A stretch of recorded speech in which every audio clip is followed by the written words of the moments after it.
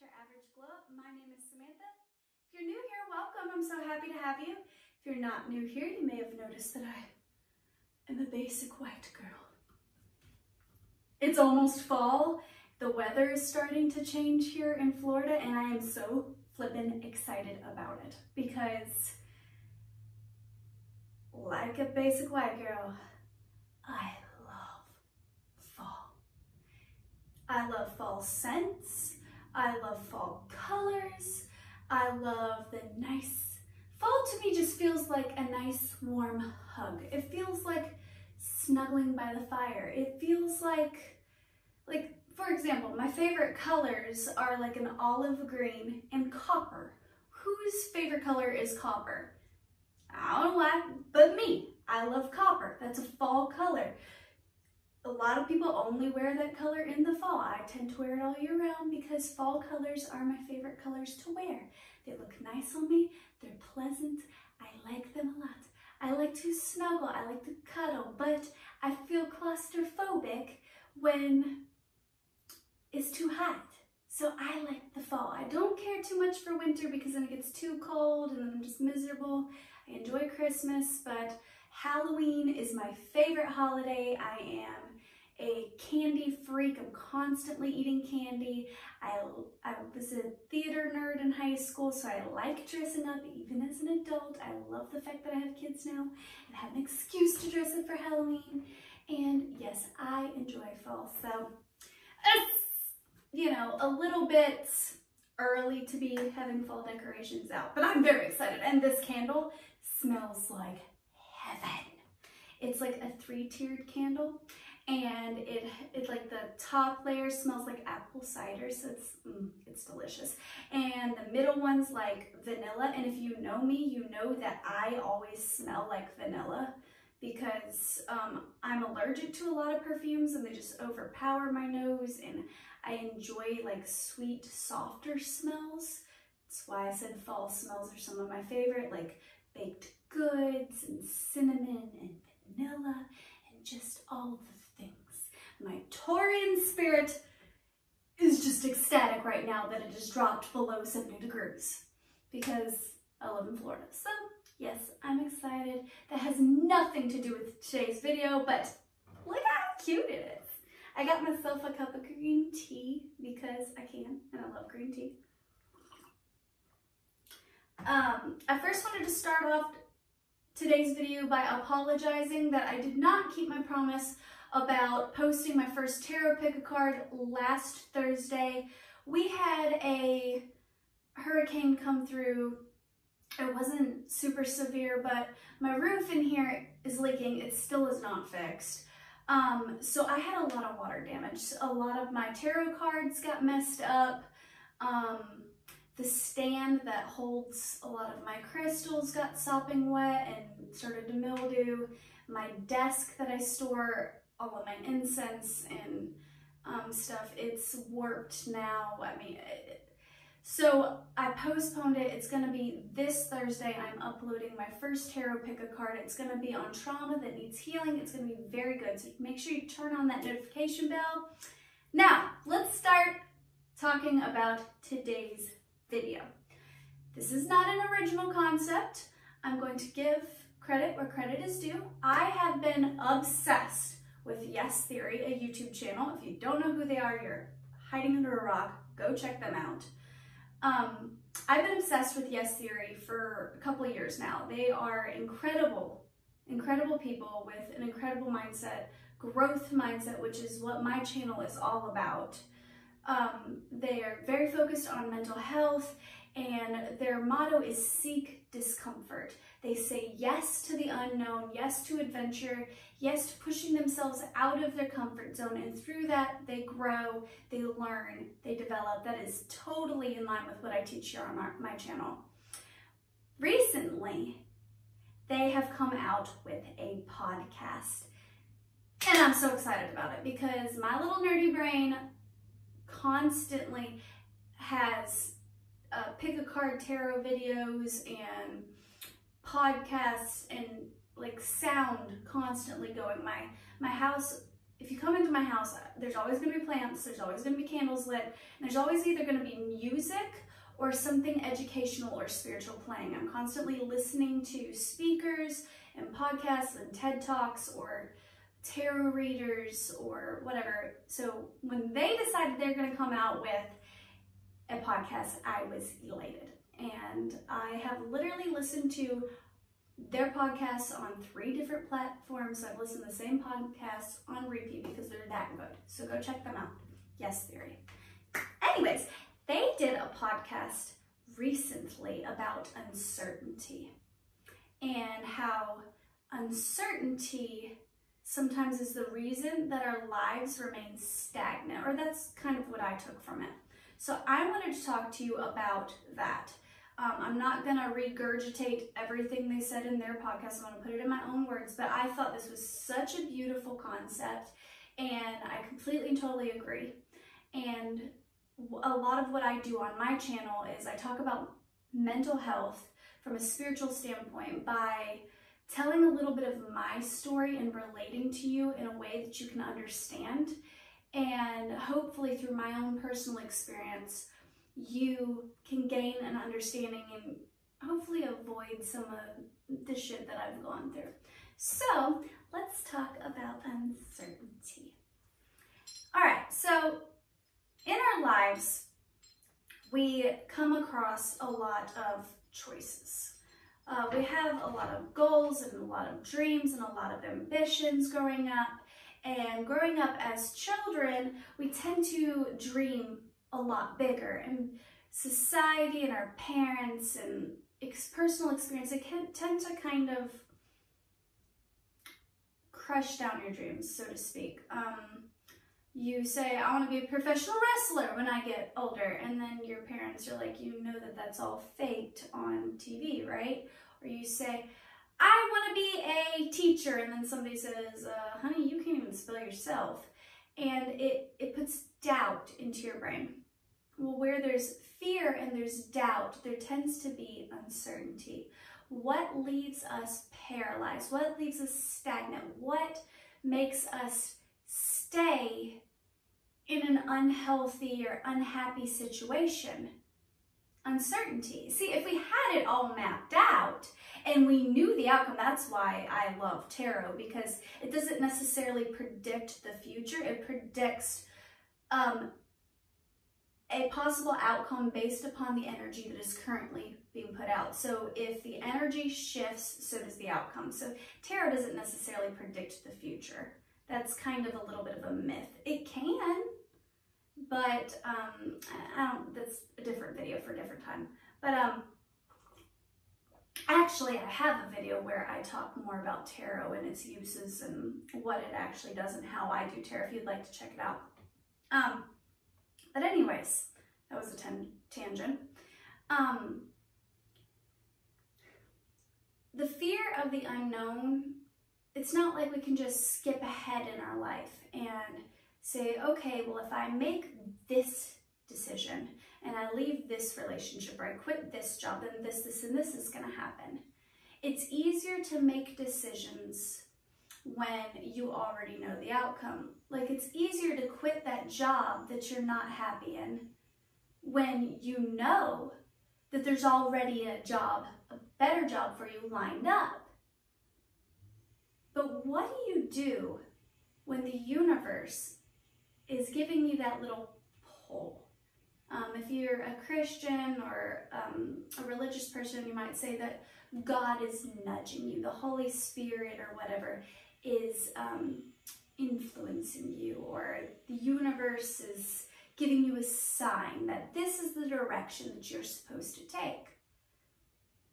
It's easy to say, okay, well, I can do this because I've already seen the big picture. I already know what's going to happen. But how many of us know that that is not how universe, the God, the divine, whatever, works? See, the universe doesn't say, here's the full chapter book, read it. Not how it works. The universe gives it to you in a puzzle, and it's scattered, and you're getting little tiny glimpses of what could be. You may receive a vision or a dream or synchronistic numbers or a message at church or something that gives you a little glimpse into what could be yours, and then it's confirmed later through a friend or a YouTube video, but you never get the full picture. So you have to take a risk.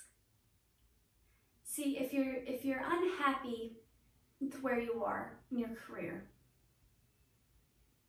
God, the universe, they don't want that for you. They don't want that for you. They want you to be happy. They want you to enjoy life. I think oftentimes, as humans, or as thinkers anyway, there's the big question of, why are we here? Well, it's not that big of a question. The answer is actually quite simple. I spent a lot of time in my youth contemplating this, and then it just hit me one day. The reason we're here is to enjoy what the universe has provided for us, to truly be grateful and joyful and be present and experience all that is around us, the people, the places, the nature, the experience. That's why we're here.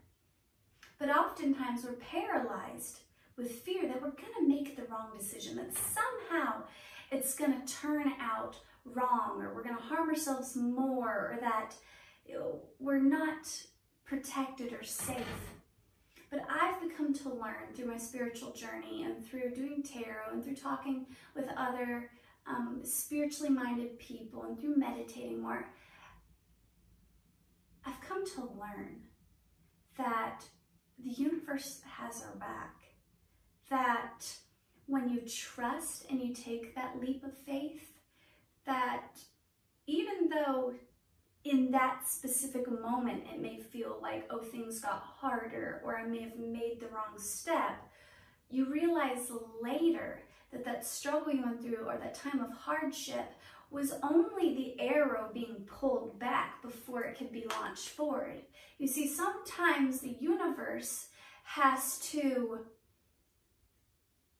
take away some things, some people, some experiences, some excess baggage in order to make room for the newer, the better, the more fulfilling, the more joy-filled. See, you're not meant to just eat to, fill a need. You are meant to enjoy the food, to taste it, to smell it, to experience it. You're not meant to just be in a relationship to keep you warm at night. You're meant to be loved and cherished and honored and cared for, and your partner should be your best friend. They should be the safe place that you have to go to. We're not meant to just work all day, go to sleep, and repeat. If that's how you're doing life, you're doing it wrong. And quite honestly, if I'm being completely and totally transparent, I am 29, I'll be 30 in May. Up until recently, that's how I chose to live my life. I chose to live my life in a way that I thought I was supposed to. I got up, I went to school, and then as I got older, I got up, I went to school, and then I went to work. And then I got older, and then I went to work, and then, oh, wait, I gotta pay bills, so now I gotta, go to my second job, but let me go to college also, so I can pay for my tuition, and this, and this, and then you get older, and then you start, entering into relationships, then it's get up, go to work, spend time with your significant other, then you have children, and then so you get up, you go to work, you spend time with your spouse, and you care for your kids, and then you get up and you go to work, and it's a pattern. And if you're not careful, you become ungrateful, and you become numb, and you're just a zombie, you're just a robot, you're a tape that got stuck in the player and it's just on repeat. That is no way to live life. But why do we stay? Why do we stay in something that just it doesn't fulfill us. We're not happy. We could care less if, I mean, why do we stay in a mediocre life? It's because the fear of uncertainty, the fear of the unknown, it's petrifying. It's petrifying to not know what's going to happen.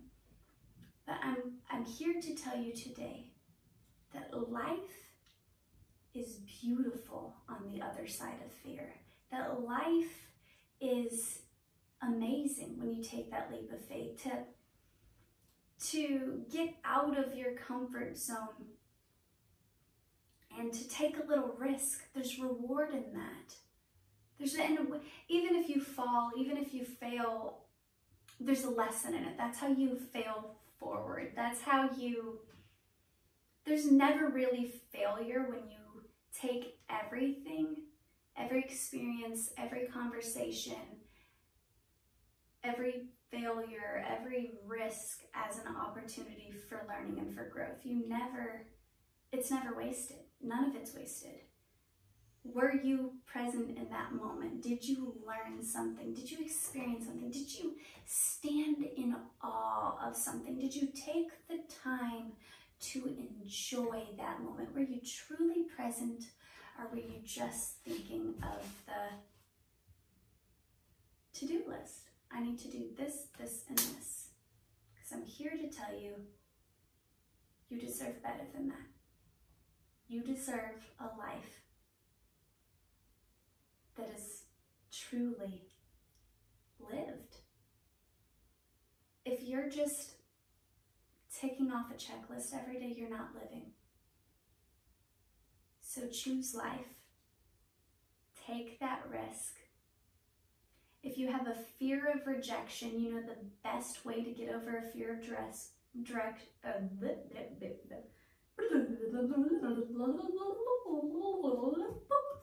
you know the best way to get over a fear of rejection? Risk everything by choosing to fall in love. If you're afraid that, you know, you have this crush, and maybe it's a friend, and man, I'm so scared that if I tell them how I feel that they won't like me too, and it'll ruin the friendship, and blah, blah, blah. It could happen that way, but guess what? It's a lesson learned. Now you can go invest your emotions and your feelings somewhere else where they're deserved, where they're reciprocated. But what happens? You know, there's that old saying, you know, what if I fall? And they're like, oh no, darling, what if you fly?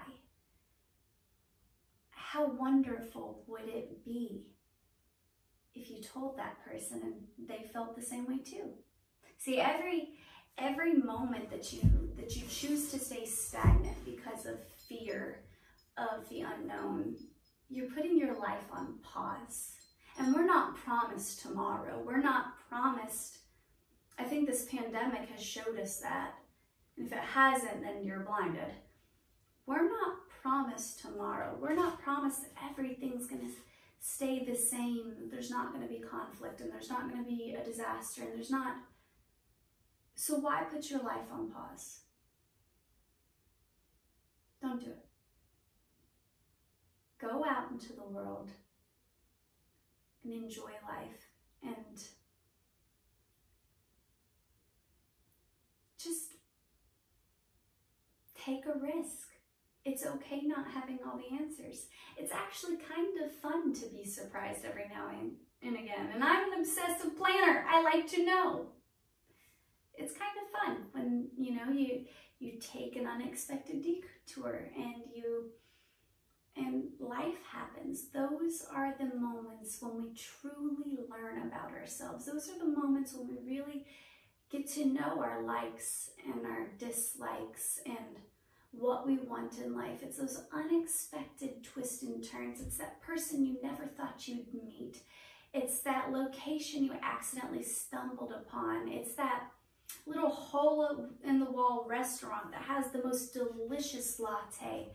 It's those little unexpected surprises that tend to be the most beautiful and cherished moments in our life. So I challenge you today to say fuck uncertainty and just do it anyway.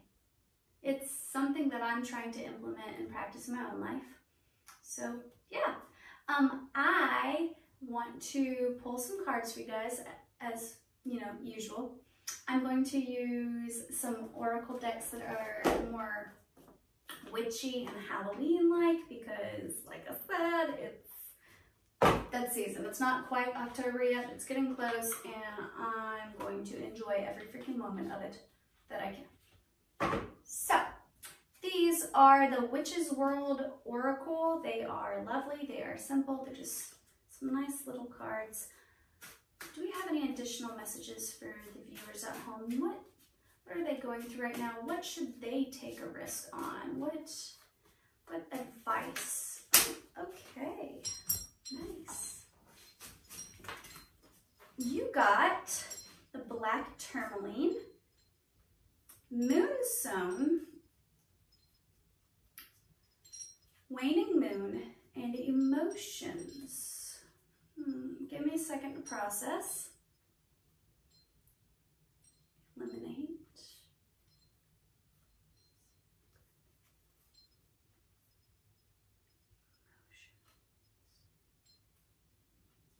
Ooh, okay. So, Black Tourmaline card is about eliminating. So, purging oneself of things that no longer serve you. Kind of like what I was talking about before, take a risk. Sometimes they said in their podcast, Yes Theory said, that sometimes subtraction, or what seems like subtraction, is actually addition. Sometimes you feel like you're losing something, but really the universe is just making room to send you something new. So there's sacred, the waning moon, recovery, and emotions. So I think that the message here is that the universe there's a really big sacred sort of journey that you're about to embark on. Something very spiritual, something very dear to you. That the universe is at work with. There's something that needs to be left behind.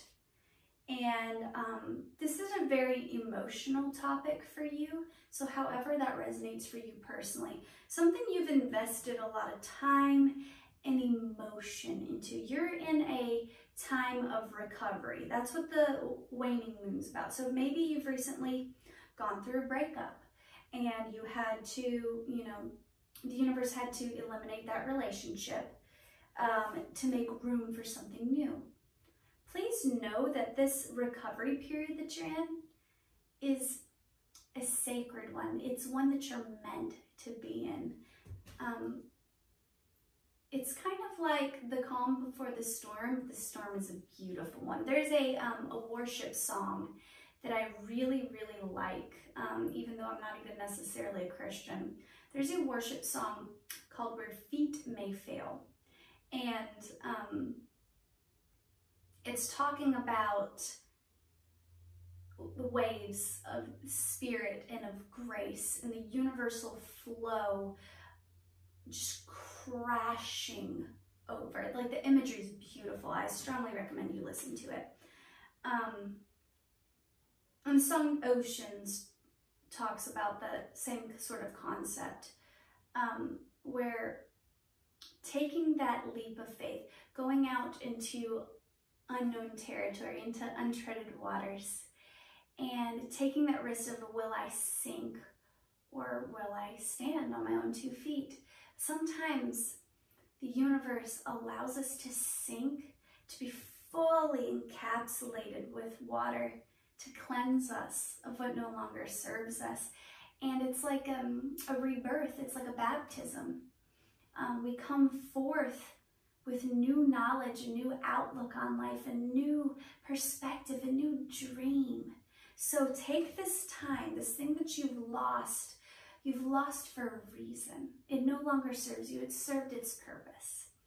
And understand that you are exactly where you're supposed to be in this moment. And that the universe is doing some incredible things. It's your time to recover. It's your time to learn something about yourself, to deepening your relationship with the divine. So I hope that helps, and I hope you have a magical, wonderful day. Please remember that I love you and that I'm so happy to have you, and have a wonderful day. Bye.